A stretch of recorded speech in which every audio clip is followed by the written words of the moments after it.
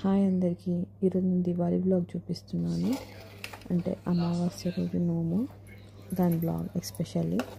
So early morning చేసి ఇల్లంతా clean చేసుకొని దేవుడికి దీపం పెట్టి వంట దగ్గరికి వచ్చాను.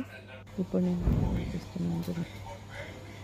ఇంకా చూడండి, పెసరపప్పు ఉడకబడుతున్నాను. ఒక పక్కన బెల్లం అప్పాల కోసం, ఇంకో పక్కన పరమాన్నం, ఇంకో పక్కన పాప అడిగింది పేనీరు. దివాళికి పేనీళ్ళు తింటారు. ఎంతమంది తింటారు మీ దగ్గర పేనీరు? యాక్చువల్గా వైట్ కలర్ పేనీలు ఉంటాయి కదా, వాటిని ఫ్రై చేస్తారు మామూలు గిన్నెలో. ఇందులో నేను ఆల్రెడీ షుగర్ వేసాను. షుగర్లో వేసి కలిపిస్తాను. ఇక్కడ నేను బియ్యం పిండితో అప్పాలకు కలుపుతున్నాను అన్నమాట. కొంచెం గోధుమ పిండి కూడా వేసుకున్నాను. అసలు స్పెషల్ ఇదేనండి. ఇక్కడ గుమ్మడికాయ, కాకరకాయ, కంద, ఆ మూడు కలిపి కొంచెం చింతపండు కోసం నువ్వుల పిండి వేసుకొని కూర చేసుకోవాలి. ఇదే స్పెషల్. నోము కూర అంటే ఇదే అన్నమాట. కొంతమంది చారులా చేస్తారు. ఇంకా పాలకూర పప్పు చారు చేశాను. ఒక పక్కన మన తాతలకు ఇచ్చారు. మన తాతగారు వాళ్ళు కూడా ఈ వ్రతాన్ని ఆచరించుకుని వాళ్ళు కూడా సుఖ సంపన్నులై మన తండ్రి గారికి ఇచ్చారు. మన తండ్రి గారు కూడా ఈ వ్రతాన్ని ఆచరించి మనకిచ్చారు.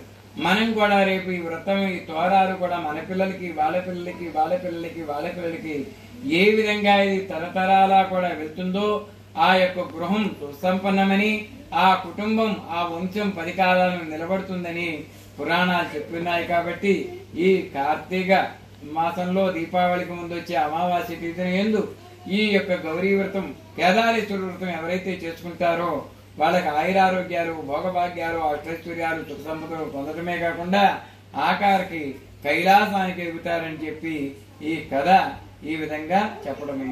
నమ పార్వతీవతయే హర హర హర హర మహాదేవ. ఇచ్చినట్టు మొత్తము 21 ఆకుతో కుడతారనమాట. మర్రాకు కుట్టి దానిపైన బియ్యం పోసి పాతవి దండలు ఉంటాయి. నేను దండలు చూపిస్తాను.